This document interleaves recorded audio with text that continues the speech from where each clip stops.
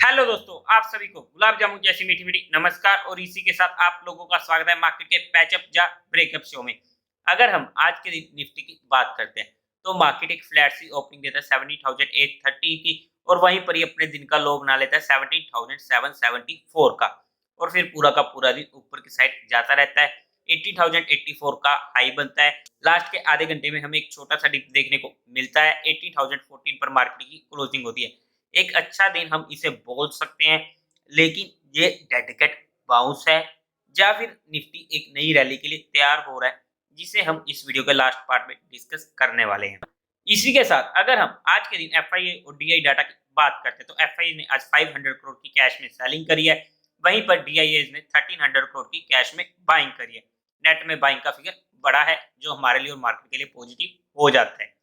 इसी के साथ-साथ आप लोगों को म्यूचुअल फंड में या इंश्योरेंस सेक्टर में, चाहे वो हेल्थ का हो, टर्म का हो, जनरल इंश्योरेंस हो या मोटर इंश्योरेंस हो, कोई भी करवाना हो या कोई भी क्वेरी हो, तो आपको डिस्क्रिप्शन में गूगल फॉर्म का लिंक मिल जाएगा, जिसे आप भर के सबमिट कर दीजिएगा। टीम आपके साथ जल्द से जल्द कनेक्ट करने की कोशिश करेगी। इसी के साथ अगर मैं रेडिएंट कैश मैनेजमेंट सर्विस के आईपीओ के अपने फाइनल डिसीजन की बात करूं, तो देखो जिस तरीके का अभी तक का हमें सब्सक्रिप्शन देखने को मिला है, जहां पर ये आईपीओ टोटल अभी तक 11% ही बढ़ा है। अगर हम इसके जीएमपी की बात करते हैं तो 5% का चल रहा है। सभी फैक्टर्स को देखते हुए बीइंग एंड डिफेंसिव तो मैं इस आईपीओ को क्लियरली अवॉइड करने वाला हूं। अगर मैं अग्रेसिव होकर भी बात करूं, अगर बाय चांस मुझे कल इसमें एचएनआई और क्वालिफाइड में एक अच्छा रिस्पांस देखने को मिला, तो वहां पर मैं बीइंग एंड अग्रेसिव कुछ नामों से ये आईपीओ अप्लाई करूंगा, वो भी सिर्फ रिटेल कैटेगरी में। इसके अलावा इसमें मैं कुछ भी नहीं करने वाला हूँ। अगर रिस्पॉन्स नहीं आता है तब तो डिफेंसिव होकर तो मैं इस आईपीओ को इजीली अवॉइड करने ही वाला हूँ, क्योंकि मार्केट का मूड माहौल भी अच्छा नहीं चल रहा है। और उसी के साथ साथ जिस तरीके से आईपीओ मार्केट की इस टाइम पे लगी पड़ी है ना, तो हमें थोड़ा सेफ होकर चलना पड़ेगा।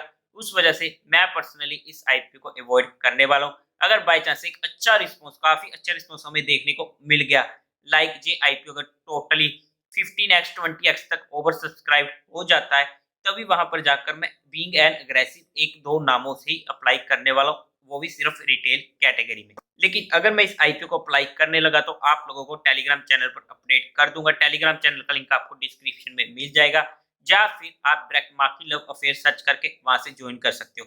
उसी के साथ साथ वहां पर एडिशनल इन्फॉर्मेशन भी काफी ज्यादा दी जाती है, लेकिन वहां पर कोई भी इन्वेस्टमेंट टिप नहीं दी जाती है। अगर आपके साथ कुछ ऐसा शेयर करता हूं मैं, वो मेरी पर्सनल ट्रेड्स होती हैं, जो सिर्फ मैं एजुकेशन, लर्निंग और केस स्टडी पर्सपेक्टिव ही शेयर करता हूं।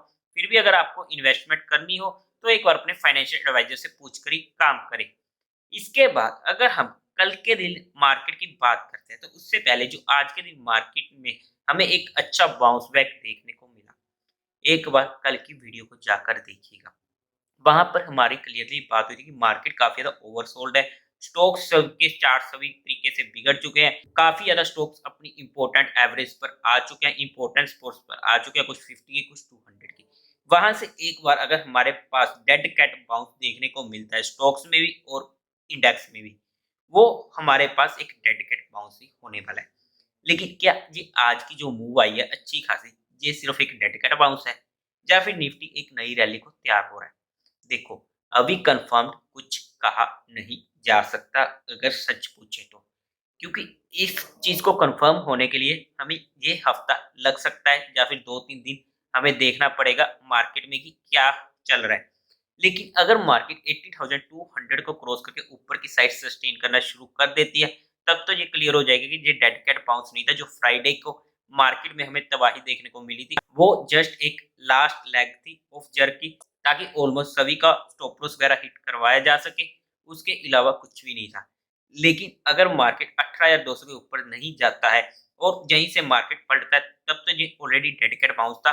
और अगर मैं प्रोबेबिलिटी के हिसाब से भी चलूं, जैसा कि मैंने आप लोगों को बताया था कि जो फ्राइडे की मूव थी काफी डेंजरस मूव थी, तो वहां पर हमारे पास सिर्फ 10% ही प्रोबेबिलिटी होती है कि वो एक फेक मूव थी।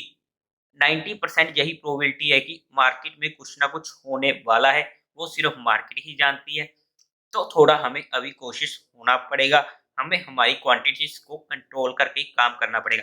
लाइक अब मार्केट ने आज अच्छा बाउंस दिखा है, तो वहां पर हम हमारी क्वांटिटीज को थोड़ा कंट्रोल कर सकते हैं और उसी के साथ साथ हम ट्रेलिंग और प्रॉफिट बुकिंग पर हमें ध्यान देना चाहिए फिलहाल के लिए। अगर मार्केट हमें कंफर्मेशन दे देती है 18,200 के ऊपर, तो वहां पर नई पोजीशंस दोबारा से भी क्रिएट की जा सकती हैं। इसके अलावा मोस्टली लोगों का डाउट आ रहा था कि म्यूचुअल फंड्स वगैरह में क्या करें, हम एसआईपी बंद कर दें या फिर हम म्यूचुअल फंड अपना रिडीम कर लें। तो देखो, म्यूचुअल फंड में अगर आपका पीरियड 2 साल 3 साल से ऊपर का है, फिर तो आपको कुछ भी करने की जरूरत नहीं है, आप टेंशन फ्री हो जाओ। लेकिन अगर आपका पीरियड अभी कुछ टाइम का ही है, तो वहां पर हमारे पास एक अच्छा मौका था जब मार्केट 18,500 के ऊपर थी प्रॉफिट बुकिंग करने का म्यूचुअल फंड में भी। लेकिन फिर भी अगर आपको म्यूचुअल फंड के रिगार्डिंग कोई भी क्वेरी हो, तो आप डिस्क्रिप्शन में जो फॉर्म का लिंक दिया हुआ है उसे भर के आप सबमिट कर सकते हो, आपकी पूरी की पूरी हेल्प कर दी जाएगी। इसके अलावा अगर हम कल के मार्केट में लेवल्स की बात करते हैं, तो सबसे पहले तो जो इमीडिएट हमें रेजिस्टेंस मिलने वाला है वो मिलने वाला है 18,100 का, और मेजर रेजिस्टेंस मिलने वाला है 18,200 का। और अगर हम सपोर्ट की बात करते हैं, तो हमारे पास सपोर्ट का काम करेगा 17,750 से 800 की रेंज। तो देवियों और सज्जनों, उम्मीद है आप लोगों को ये वीडियो अच्छी लगी होगी। तो इस वीडियो को लाइक कीजिए और शेयर कीजिए, और साथ ही साथ चैनल को सब्सक्राइब तो जरूर ही कर लीजिएगा। Thank you very much.